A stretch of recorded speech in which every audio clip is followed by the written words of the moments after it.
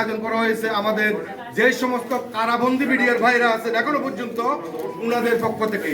এটার মূল কারণ হলো আপনারা জানেন তৎকালীন 2009 সালে 25 ফেব্রুয়ারি ফিল্টার চেয়েছিলেন বিদ্রোহ নামে চালিয়ে দেওয়ার জন্য এবং আমরা বন্দী অবস্থায় আমরা সবকিছু মেনে নিতে বাধ্য হয়েছি। আসলে ওই দিন কিন্তু এটা কোনো বিদ্রোহ ঘটে নাই, এটা পরিকল্পিত একটা হত্যাকাণ্ড। এই হত্যাকাণ্ডে আমাদের 18,519 জন সদস্যকে চাকরিচ্যুত করেছেন এবং বিভিন্নভাবে জেল জুলুমের অত্যাচার শিকার করেছেন এবং কাউকে সাজা দিয়েছেন, কাউকে মৃত্যুদণ্ড দিয়েছেন, কাউকে বিভিন্ন মেয়াদে সাজা দিয়েছেন। কিন্তু দুঃখের বিষয় আমাদের ভাইদের সাজা শেষ হওয়ার পরেও এখনো পর্যন্ত তারা কারাগার থেকে মুক্ত হতে পারে নাই। কিন্তু ছাত্র আন্দোলনের পরে যে সরকার গঠন হয়েছে এই সরকারের উপস্থিতি আমাদের মূল আজকে এখানে আসার কারণ একাত্তর কারণ হলো আমাদের যে সমস্ত জেলবন্দী ভাইরা এখনো কারাগারে উপস্থিত আছেন তাদের মধ্যে থেকে এই সংবাদ সম্মেলনটি আয়োজন করা হয়েছে। আপনার নাম দেখেন কারা নির্যাতিত পরিবার বিডিআর কল্যাণ পরিষদ। সম্মানিত উপস্থিতি, আপনারা জানেন 2009 সালে পিলখানায় 25 ফেব্রুয়ারি একটা তৎকালীন সরকারের ইন্ধনে একটা পরিকল্পিত হত্যাকাণ্ড হয়েছিল। যেই হত্যাকাণ্ডে 18,519 জন বিডিআর সদস্যকে চাকরিচ্যুত করেছেন এবং কারাগারে নেওয়ার পরেও আমাদের অনেক বিডিআর সদস্য মৃত্যুবরণ করেছেন এবং এর আগে অনেক সদস্যকে রিমান্ডের নামে নির্যাতন করে মৃত্যুবরণ করতে বাধ্য করেছেন।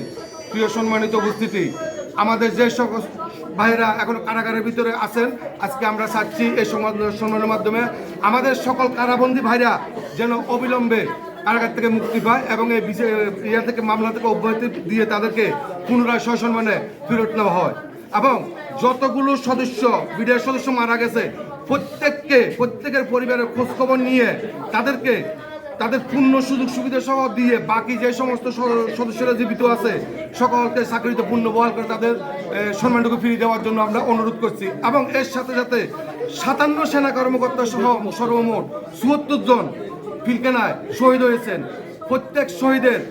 প্রত্যেককে এটা শহীদ মর্যাদা দেওয়ার জন্য শহীদ ঘোষণা করার জন্য আমরা অনুরোধ করতেছি এবং দাবি জানাচ্ছি। আচ্ছা, এখন বিষয় হচ্ছে আমাদের বিডিআর ওই পরিচিতিটাও আমরা দিতে পারি নাই।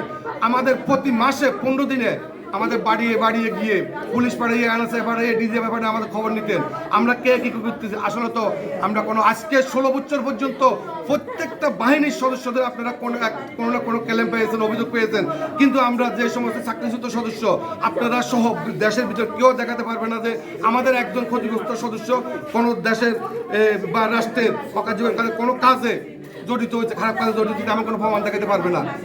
আমরা 5 আগস্টের পর এই 5 আগস্টে কিন্তু সরকার যে ছাত্র আন্দোলনের যে ছাত্র জনতার যে আন্দোলনটা এটাতে কিন্তু আমরাও শরিক হয়েছি। আমাদের সে বাংলাদেশে বড় বৈষম্য শিকার কেউ হয় নাই। আমরাও পুরো বাংলাদেশ থেকে আমরাও এটা পেয়েছি না। আমরা সরকারের কাছে আহ্বান জানাচ্ছি, সরকার যদি মনে করে যে কোথাও আমাদের বিচারটা করার জন্য প্রতিবন্ধকতা আছে সৃষ্টি করতেছে আমাদেরকে জানাক। এত বড় ফ্যাসিস্ট সরকারকে আমরা দেশ থেকে ত্যাগ করতে পারছি, এই ছোটখাটো প্রতিবন্ধকতা যেখানে আছে ইনশাল্লাহ আমরা ওগুলো ত্যাগ করতে পারবো। আমরা এটা প্রতিকারমূলক ব্যবস্থা নেব।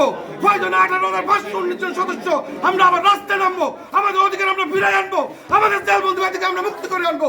তবুও আমরা আমাদের সম্মানটুকু ফিরত চাই, আমাদের জেলবন্দী ভাইদেরকে আমরা মুক্তি চাইছি আপনাদের মাধ্যমে।